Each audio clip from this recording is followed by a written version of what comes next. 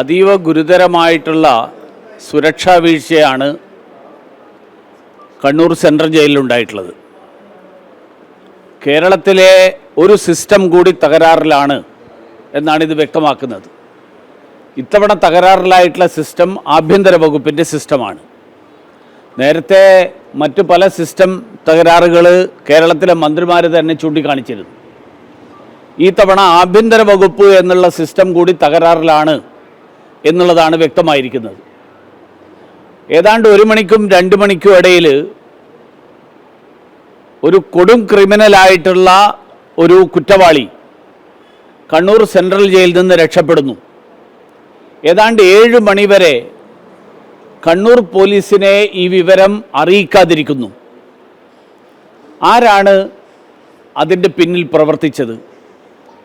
എന്തുകൊണ്ട് 2 മണി മുതൽ 5 മണിക്കൂർ സമയം ഈ തടവ് ചാടിയ പ്രതിയെ അയാളെ കണ്ടെത്തരുത് എന്നുള്ള ഉദ്ദേശത്തോടു കൂടിയാണോ 5 മണിക്കൂർ സമയം ഈ കാര്യം കണ്ണൂർ പോലീസിനെ അറിയിക്കാതിരുന്നത്?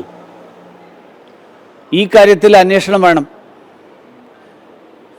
ഈ സംഭവത്തിൽ ജയിലിനകത്ത് നിന്നും പുറത്തു നിന്നുമുള്ള സഹായം ഈ പ്രതിക്ക് കിട്ടി എന്നുള്ളത് ഇതിൽ നിന്ന് തന്നെ വ്യക്തമാണ്. അതിനുശേഷം ഇപ്പോൾ ഈ പ്രതിയെ പിടികൂടിയതിൽ അഭിനന്ദിക്കേണ്ടത് മാധ്യമങ്ങളെയും നാട്ടുകാരെയുമാണ്. മാധ്യമങ്ങളും നാട്ടുകാരും കാണിച്ച ജാഗ്രത, ആ ജാഗ്രത കാരണമാണ് ഈ പ്രതിയെ 4-5 മണിക്കൂറിനുള്ളിൽ കണ്ടെത്താനും വീണ്ടും കസ്റ്റഡിയിലെടുക്കാനും സാധിച്ചിട്ടുള്ളത്. കണ്ണൂർ സെൻട്രൽ ജയിൽ എന്ന് പറഞ്ഞാൽ ഈ ഒരു പ്രതി മാത്രമല്ല, നിരവധി കൊലപാതക കേസുകളിലെ പ്രതികളായിട്ടുള്ള ആളുകൾ അടക്കമുള്ള സ്ഥലമാണ്. കണ്ണൂർ സെൻട്രൽ ജയിലിൻ്റെ ഉപദേശക സമിതി അംഗമാണ് CPM നേതാവായിട്ടുള്ള P. ജയരാജൻ. മാർക്സിസ്റ്റ് പാർട്ടിയുടെ ഒരു സംസ്ഥാന കമ്മിറ്റി അംഗത്തെ കണ്ണൂർ സെൻട്രൽ ജയിലിൻ്റെ ഉപദേശക സമിതി അംഗമാക്കിയത് തന്നെ മാർക്സിസ്റ്റ് പാർട്ടിക്കും സർക്കാരിനും ആ ജയിലിനെ സംബന്ധിച്ചിടത്തോളം പ്രത്യേക താല്പര്യമുള്ളത് കൊണ്ടാണ്. ഈ പ്രതിയുടെ ഈ ജയിൽ ചാട്ടവും കണ്ണൂർ ജയിലിലുള്ള CPMകാരായിട്ടുള്ള പ്രതികളും ഇത് രണ്ടും ചേർത്ത് വായിക്കേണ്ട ആവശ്യമുണ്ടെന്നാണ് എൻ്റെ അഭിപ്രായം. അതുകൊണ്ട് ഈ സംഭവം കേവലം ഒരു പ്രതി ജയിലിൽ ചാടി, ആ ചാടിയ പ്രതിയെ പോലീസ് തിരിച്ച് ജയിലിലെത്തിച്ചു, അവിടുത്തെ 4 ജയിൽ അധികൃതരെ സസ്പെൻഡ് ചെയ്തു, ഇതോടുകൂടി അവസാനിക്കേണ്ട വിഷയമല്ല.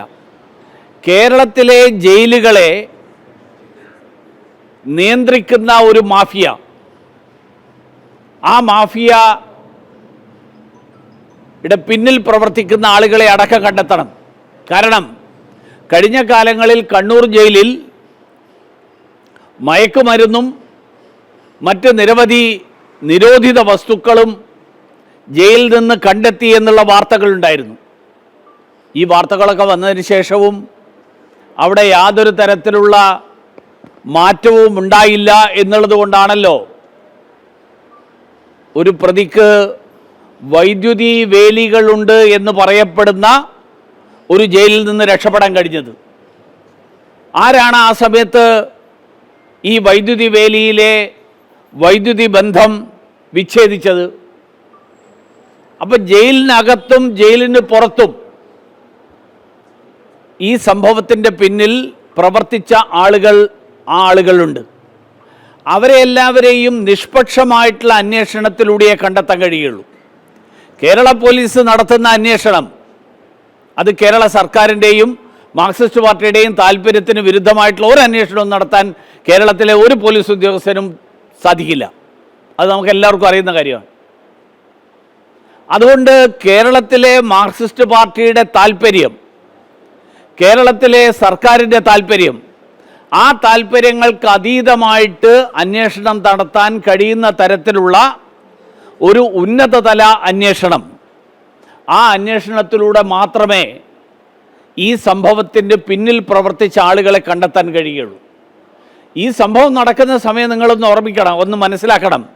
കേരളത്തിൽ നിരവധി സ്ത്രീകൾക്കെതിരായിട്ടുള്ള അതിക്രമങ്ങളുടെ റിപ്പോർട്ടുകൾ ഓരോ ദിവസവും വന്നുകൊണ്ടിരിക്കുന്ന ഒരു കാലഘട്ടത്തിലാണ്. ഇന്നലെ നിങ്ങൾ തന്നെ മാധ്യമങ്ങൾ പലരും കൊടുത്തിട്ടുള്ള വാർത്തകൾ ഞാൻ ചിലത് കണ്ടു. സ്ത്രീകൾക്കെതിരായിട്ടുള്ള അതിക്രമങ്ങളുടെ വാർത്തകൾ എല്ലാ ദിവസവും നിങ്ങൾ കൊടുത്തുകൊണ്ടിരിക്കുകയാണ്. അങ്ങനെയുള്ളൊരു സമയത്ത് ഒരു സ്ത്രീയെ മാനഭംഗപ്പെടുത്തിയതിൻ്റെ പേരിൽ ശിക്ഷ അനുഭവിക്കുന്നത് സുപ്രീം കോടതി പറഞ്ഞിരിക്കുന്നത് മാനഭംഗപ്പെടുത്തിയതിൻ്റെ പേരിലാണ്. കൊലപാതകത്തിൻ്റെ പേരിലുള്ള ശിക്ഷയും കൂടി അനുഭവിക്കേണ്ടതായിരുന്നു. പക്ഷേ മാനഭംഗത്തിൻ്റെ പേരിൽ ശിക്ഷ അനുഭവിക്കുന്ന ഒരു പ്രതി, ഒരു ഹാബിച്വൽ ഒഫൻഡർ എന്ന് പറയാവുന്ന, സ്ഥിരം കുറ്റവാളി എന്ന് പറയാവുന്ന തരത്തിലുള്ള ഒരു പ്രതി, ആ പ്രതിയെ സൂക്ഷിക്കേണ്ട, ആ പ്രതിയെ തടങ്കലിൽ വെക്കാൻ ആവശ്യമായിട്ടുള്ള സുരക്ഷാ സംവിധാനങ്ങൾ, ആ സുരക്ഷാ സംവിധാനങ്ങളിൽ വെള്ളം ചേർക്കാൻ എങ്ങനെ ഈ പ്രതിക്ക് സാധിച്ചു? അതിനാരൊക്കെ കൂട്ടുനിന്നു? അതിന് കൂട്ടുനിന്ന ആളുകൾ ആ ജയിലിനകത്ത് കിടക്കുന്ന പ്രതികളുടെ ഇടയിലുണ്ടായിരുന്നോ? ജയിൽ ഉദ്യോഗസ്ഥന്മാരുടെ ഇടയിലുണ്ടായിരുന്നോ? ജയിലിന് പുറത്തു നിന്നുള്ള ആളുകളുണ്ടായിരുന്നോ? ഇങ്ങനെയുള്ള നിരവധി ചോദ്യങ്ങൾ കേരളം ഉത്തരം കിട്ടാൻ വേണ്ടി കാത്തിരിക്കുകയാണ്. അതുകൊണ്ട് സംസ്ഥാന സർക്കാരിന്, മുഖ്യമന്ത്രി മൗനത്തിലാണ്. മുഖ്യമന്ത്രി അദ്ദേഹത്തിൻ്റെ ചികിത്സ, അദ്ദേഹത്തിൻ്റെ വ്യക്തിപരമായിട്ടുള്ള കാര്യങ്ങൾ, മകളുടെ കേസ് എങ്ങനെ മാനേജ് ചെയ്യാൻ പറ്റും, ഇങ്ങനെയുള്ള പല കാര്യങ്ങളൊക്കെയാണ് അദ്ദേഹത്തിൻ്റെ ശ്രദ്ധ. അദ്ദേഹം മൗനം പാലിക്കുന്നത് മതിയാക്കണം. അഴിമതി ആരോപണങ്ങളും സർക്കാരിൻ്റെ കാര്യക്ഷമതയില്ലായ്മയും പുറത്തു വരുമ്പോൾ മൗനത്തിലൂടെ എല്ലാവരുടെയും വായടപ്പിക്കാം എന്ന് മുഖ്യമന്ത്രി കരുതരുത്.